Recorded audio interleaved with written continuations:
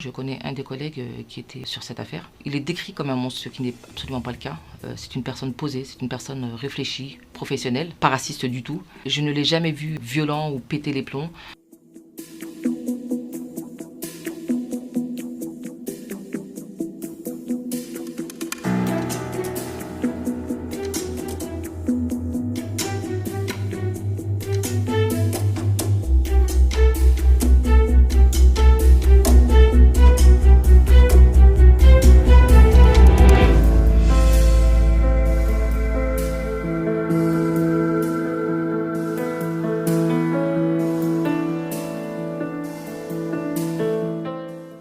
Alors bonjour, je m'appelle Saba, je suis secrétaire régional adjoint du syndicat France Police. Je suis policière depuis 20 ans où j'ai effectué des missions de voie publique. Donc j'étais en police secours au début, ensuite en brigade anticriminalité. J'ai ensuite été dans une brigade de sécurisation de transport en commun. Et pour finir, j'ai été chef d'unité d'une brigade territoriale de contact. Alors les deux versions sont différentes de la vidéo. La première, on a montré un petit extrait qui n'était pas du tout... c'était vraiment pour faire le buzz, hein, on va le dire, clairement. Et la seconde vidéo est beaucoup plus longue et dans cette vidéo, on voit bien que les fonctionnaires de police ont été emmenés dans ce sas. On voit bien M. Zecler ceinturer un des fonctionnaires de police, le ramener dans le sas. Et ensuite, il se rebelle, il ne se laisse pas faire, il ne se laisse pas contrôler. À un moment, on voit M. Zecler se baisser vers le collègue, lui toucher sa hanche du côté de son arme. Donc à un moment, le fonctionnaire pensait que peut-être il allait lui prendre son arme. Et on voit un autre fonctionnaire, pareil, essayer de menotter, mais avec le gabarit de M. Zecler, c'était très difficile. Je connais un des collègues qui était sur cette affaire. Il est décrit comme un monstre, ce qui n'est absolument pas le cas. C'est une personne posée, c'est une personne réfléchie, professionnelle, pas raciste du tout. Je ne l'ai jamais vu violent ou péter les plombs. Ce fonctionnaire, on a travaillé ensemble. On n'était peut-être pas dans la même brigade, mais on avait les mêmes missions. Donc on se voyait très souvent, on intervenait ensemble. Il n'a jamais été violent, il n'a jamais pété un plomb. Il a toujours été professionnel. Nous, quand on regarde les vidéos, tous les éléments constitutifs de l'infraction de la rébellion sont réunis. Donc on a saisi pour ça le parquet. Alors quand une personne se débat comme ça, qui ne veut pas se laisser faire, c'est très difficile. Une personne qui n'a pas fait de voie publique, qui n'a pas fait d'interpellation, ne peut pas comprendre. On tente de le menotter, on tente de l'interpeller. S'il ne se laisse pas faire, c'est très très difficile. Surtout que dans cette situation, il n'est pas seul. Il y a quand même 9 individus, 9 personnes dans ce studio qui essaient d'ouvrir la porte. C'est pas facile pour eux. Les cris, enfin voilà. Après, c'est difficile pour eux de travailler sans être en panique. Enfin voilà. Je pense qu'il y a eu un moment de panique. Enfin, c'est pas possible de réagir autrement. Je suis pas avocate. Hein. Je suis là pour défendre le droit des fonctionnaires de police qui a été complètement bafoué.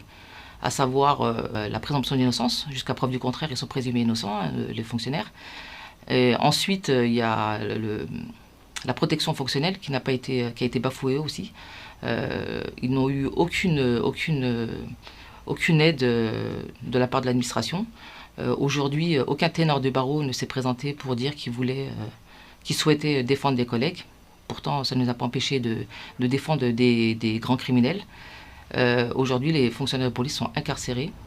Ils payent d'eux-mêmes, enfin de leur propre denier, leur avocat. Sur le plateau d'un 20h, le ministre de l'Intérieur a condamné les collègues en disant qu'ils étaient révoqués. D'abord, il faut passer par la justice. Il faut qu'il y ait une enquête judiciaire. Cette enquête judiciaire, si les collègues sont coupables, ils seront condamnés. Et ensuite, ils sont condamnés administrativement. Et c'est dans cet ordre-là que ça se fait. Alors il faut savoir que nous ne sommes pas du tout contre la vidéosurveillance. 2 fonctionnaires de police ont été brûlés et lâchement agressés à Viry-Châtillon car ils surveillaient un poteau où il y avait une vidéosurveillance. C'est pour vous dire qu'on n'est vraiment pas contre, on en a besoin. Nous, notre syndicat a été créé suite à ce mouvement de policiers en colère. On demande aussi à l'administration de nous fournir des des caméras piétons, mais des caméras piétons pas comme celles qu'on a en ce moment, qui filment que 30 minutes. On souhaiterait avoir des caméras piétons qui filment vraiment toute une vacation, voilà, pour qu'on puisse travailler sereinement. Est-ce que la police est salie? Non, la police n'est pas saline, la police n'est pas sale. Je vais vous donner des chiffres, hein. On est environ 145 000 policiers en France. Il y a 39-40 révocations par an, soit 0,03%. Donc plus de 99% des policiers font leur travail. Donc non, la police n'est pas salie. La police n'est pas raciste, et je le dis sans hésitation. Certains diront ils ont envoyé leurs maghrébines de service pour les défendre. Ce n'est pas du tout le cas. Ça fait 22 ans que je suis policière. Vous pensez bien que si la police était raciste, je n'aurais pas fait 22 ans.